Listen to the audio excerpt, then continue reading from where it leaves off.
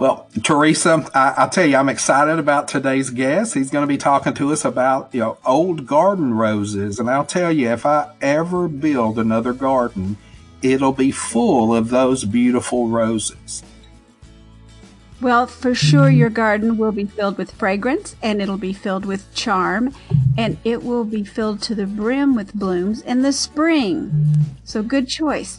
Yeah. I've got some, I garden in a very small space, and I've got some old garden roses in my garden. I've got old blush and some of those, what I call the old favorites that a lot of folks grow, but I don't have some of those gorgeous damask roses or any of the centrifolas or any of those. And I'm excited to hear about what Matt Douglas has to tell us today. Now, you actually went on a trip to Turkey not too long ago, and I'll tell you, they love their roses over there, don't they? They sure do. Oh, what a trip that was. It's been almost a year to the day that we went to Turkey, and it's a beautiful country that takes you really right to the heart of civilization. But one of the beautiful parts for me, as you can imagine, was learning about their culture of roses. Turkey, Bulgaria, and Syria, they're the very heart of the rose oil industry, and it's used for fragrance and for food flavoring. So needless to say, while I was there, I began to learn more about the damask roses. Immediately knew I had to have some. So I came home, I contacted Matt, and I ordered 2 of what I hear are the most fragrant. Now, I have some damask roses. I have Madame Hardy and wouldn't be without it.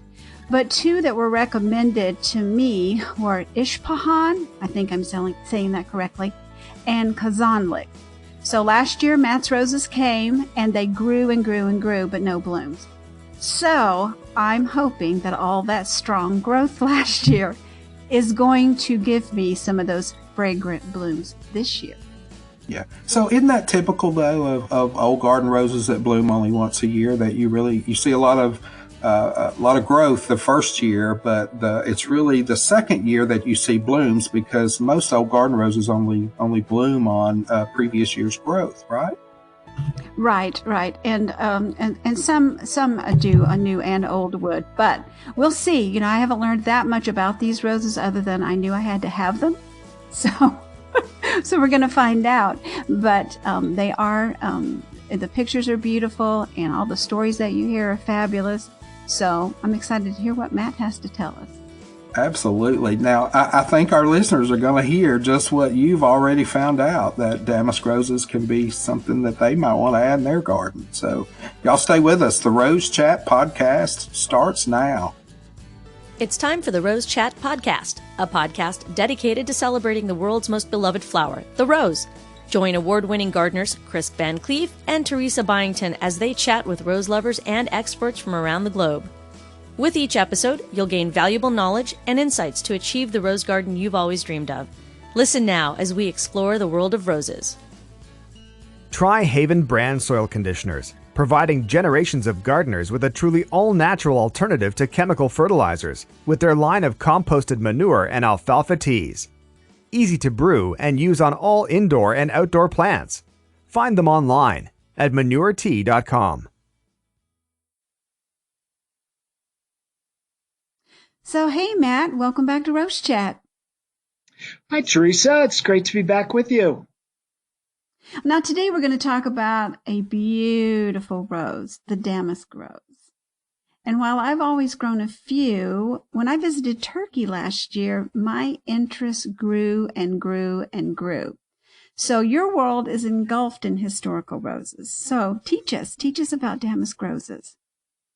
Yeah, they're just fantastic plants to grow. And my gosh, they have just become more and more popular the last few years, with people just getting interested in older roses and things of distilling and doing some potpourri, and damask roses are just a fantastic rose to use for those purposes.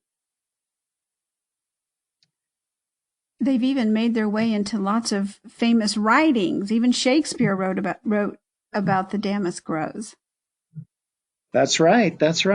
And I think if you start growing a lot of them in your garden, you'll know why. They're just they're really unique historic plants, and I think the thing that most people are drawn to is just the incredible scent.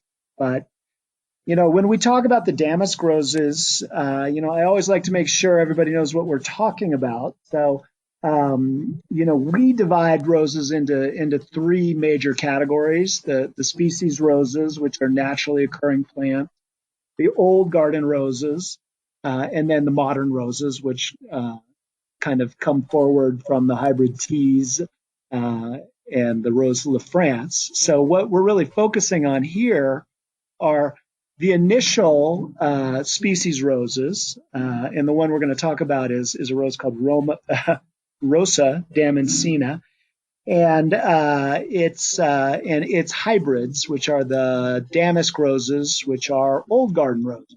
So damask roses, what we're talking about are roses that were really developed throughout the Middle East, everywhere from Iran on the east to Turkey and Bulgaria in the west. These are, roses that are coming from the species rose, Rosa Damascena.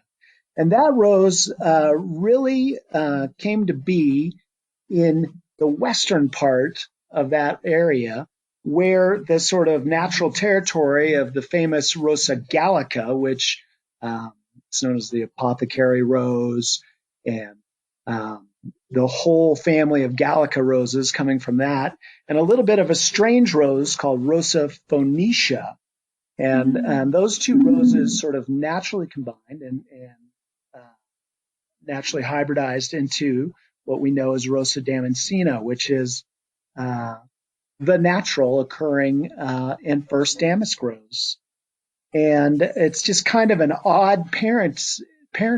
The Gallica roses are known for their intense colors and, reds and purples and kind of these crazy plants that shoot up root suckers all over the place. And Rosa phoenicia is really much more of a kind of long, rangy, kind of stringy rose with clusters of blooms. So it's really quite an interesting combination to come up with these roses that we know so well for being really fragrant and just really intense plants.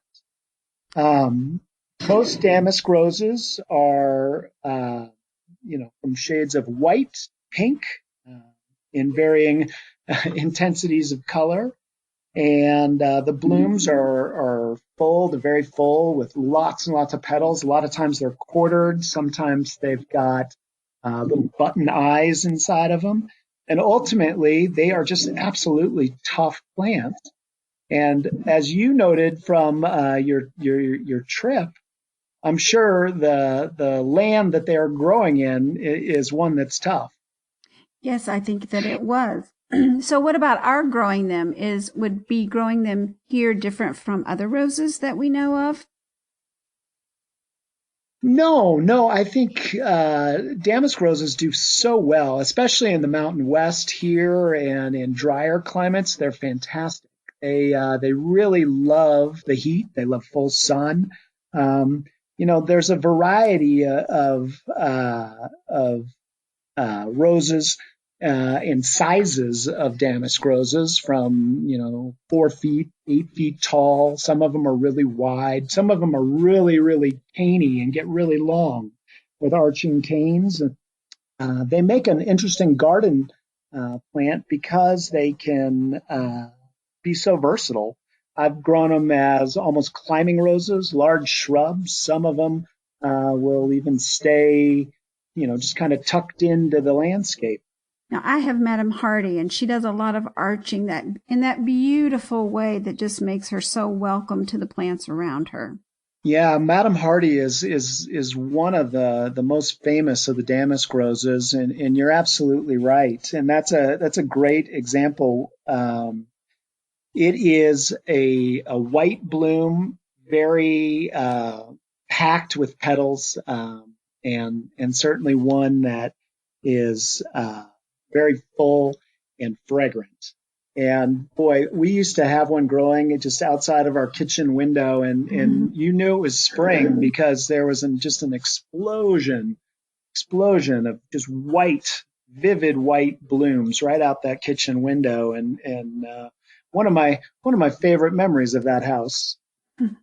Well, as soon as I got back from my trip, one of the first things I did was to contact you and order more. So this year, Madam Hardy will not be alone. I will get to see more beautiful blooms. But last year they grew well and strong, but we'll get to see the blooms this year. They are just fantastic roses. Some of them will put on a little rebloom, taking on the influence of Rosa moscata.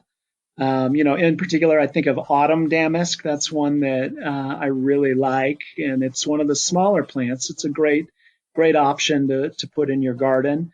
And, it's a little looser bloom, still maintains a lot of that great fragrance. And it's a great garden plant because it also puts on some neat looking hips towards the fall. Now, for those that are new to growing these roses, would you give them any pruning tips? Would it be similar to other old garden roses, or would there be something else? Well, I kind of come from the minimalist school of pruning, so I kind of let things go. That is until we get into propagating things back, and then they get cut back pretty hard. But with most old garden roses, you really want to kind of wait until after the roses bloom into the summer, because you can kind of significantly cut back on the number of blooms that are produced by the rose. So we always like to say on your old garden roses, just wait until summertime, and then kind of cut back for shape. Get it out of your way, get it out of the way of the other roses. But that way you can enjoy them and then kind of put them where they need to be. Now, these roses play an important part of commerce in the regions where they grow so profusely in essential oil. So tell us a little bit about that. Yeah, that's one of the most interesting things that I've learned when I jumped in this business about 9 years ago now. I honestly had no clue. I would get a few calls here and there that were talking about distilling and with the fragrance of the roses and distilling for rose oil. And I really didn't know. So I got a quick lesson in rose oil and rose water and distilling from one of my customers who I think kind of grew weary of talking to me about it, finally drove her truck from the western slope of Colorado here over to Denver to see us with her whole distillation setup in the back of the truck, and then promptly set everything up right in front of the greenhouse to show me exactly what she was talking about. It was a good hands-on lesson, to say the least. And I have to say, my understanding and my ability to handle those calls have really grown since that point. And boy, we sure have a lot of people that are interested in distilling roses, especially the damask roses. Well, if you have rose oil, you are sitting on a gold mine, because essential oils are so trendy right now, and many people are very interested, and there's so many healthy properties of rose oil. But when you go to purchase it, it's a lot different. You're going to see a big cost in purchasing even a very small amount of rose oil. Well, that's for sure, because the process of distilling is such that it just takes a ton of petals. Probably around 50,000 petals, or about 7 to 8 pounds of flowers to just create 1 milliliter of rose oil. And that just kind of gives you an idea of the process. Most of it is steam distilled, where it's kind of boiled in a gigantic vat. And to produce rose oil, typically they'll distill it twice. And rose water will typically be done once. So just think of it the same way my old Uncle Don used to make moonshine in the backyard. It's a still, and just kind of run it through there, and really smells great.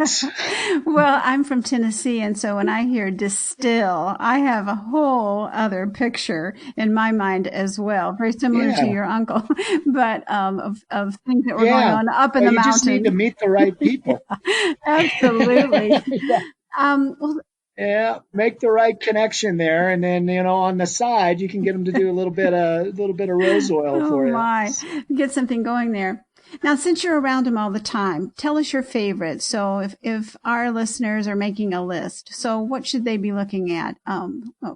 What do they need to be adding to their garden so they can enjoy these beautiful and fragrant roses? Yeah. I think, they're such great historic plants, and I just love that history about them. And the nice thing about the category of damask roses is it's a very, very diverse group of plants. So you've got big ones, you've got little ones, you've got the one that's going to kind of eat the fence, and probably my favorite is the one that eats the fence. It's a rose called Banshee. We actually call the version that we sell High Country Banshee because it's just a little bit bigger than typically Banshee has been known, but absolutely a joy to grow.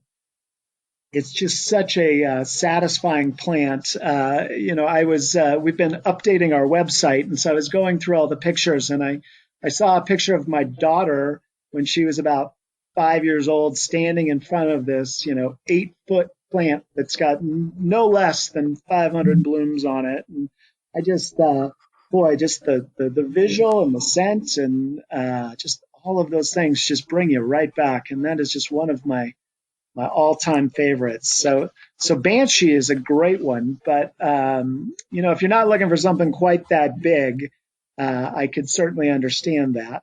And I would say from there, really, you had mentioned Madam Hardy. That is just a dynamite rose. It's just such a show in the spring, and they're very, very double flat white blooms that just pop off the plant. It's fantastic. Also, autumn damask, I think we mentioned a little earlier, and that's another great one. A little bit more of a low grower, gets a little wider. It's one of the few damask roses that really puts on good hips. And then, there's the two roses that are really, really kind of connected to sort of rose attar and distilling, and that's Isfahan and Kazanlik. And boy, those two are just such neat plants. I think of the rose Kazanlik in particular, and that's named after a city in the Rose Valley of Bulgaria. I was reading a statistic where like 95% of the farmers in this valley grow only Kazanlik roses for distilling. So you can just imagine what that valley has to look like in the peak of early summer. And just these roses grow in these ideal conditions, and the Rose Valley is really we always call it grandma's soap scent, but it's a kind of a sweet rose scent that is really coveted in perfumes and soaps and things. And the Rose Valley in Bulgaria is the center of that.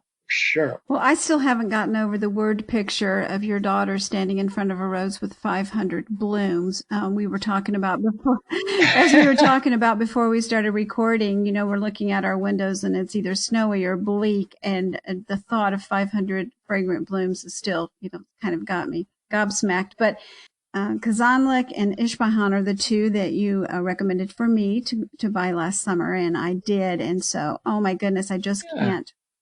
So the damask roses were introduced into Europe during the Crusades, primarily during the 1200s of the Crusades, and into France, and were really hybridized heavily during the 1500s, and that's where we see most of the varieties we've been talking about.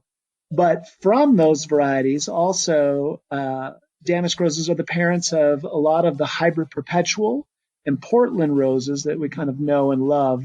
And certainly Sidney would be one of those roses that is just a gorgeous, gorgeous rose and heavily influenced by the damask roses. Now, is it a rebloomer? Most of these roses are one-time bloomers, but I had read somewhere that one was a rebloomer.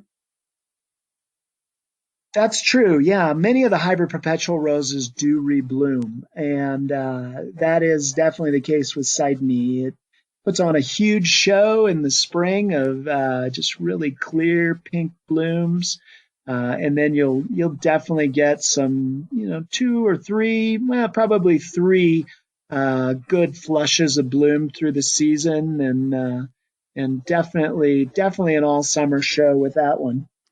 Well, this is certainly whetting my appetite for more, and I'm sure our listeners too. So tell us your address for your website, because it's just chock full with all of these beautiful roses. So tell them how to find you. That's right. We've got a brand new website. I just launched it here last week. So everything's running smoothly, and you can find them all at www.highcountryroses.com. Well, I would definitely encourage our listeners to take a look at the new website. I've already been there. It is fantastic. And to try the roses. I've bought many roses from you, and they all do extremely well. So highly recommend the beauties that you sell. Well, thank you. We are excited around here. This is our 50th year in business, and we couldn't be happier to be growing roses every day. Lots and lots of roses that we have to look forward to when the weather gets just a little bit better. Yeah, I tried to do the historical math on exactly how many roses we would have grown in 50 years, and suffice to say, I ended up with a lot. Oh, that would be a number that would be interesting to know. All those little statistics are fun. It would. Fun. So how many greenhouses full of roses do you have right now? We're doing 4 separate houses with about 40,000 square feet, and we're producing about 30,000 roses a year and about 600 varieties. Impressive numbers. Numbers are good. Those numbers are good. Well, I'm sure it keeps that it me does. busy. And Matt, we do appreciate you for taking care of all those beautiful roses and for joining us today, and for filling our world with these roses that are steeped in culture, they're steeped in history, and they're steeped in fragrance. You've been listening to the Rose Chat podcast with Chris VanCleave and Teresa Byington, expert rose gardeners who want to help you achieve the rose garden of your dreams. Don't miss an episode. Listen anytime on our website at rosechatpodcast.com or listen on the go via the Rose Chat app on iTunes and Stitcher Radio. Share this podcast with your social networks and join us on Facebook, Twitter, and Instagram by using the hashtag RoseChat. Join us next time for another edition of the Rose Chat podcast. The Rose Chat podcast is a production of the Rose Chat Media Group, Birmingham, Alabama.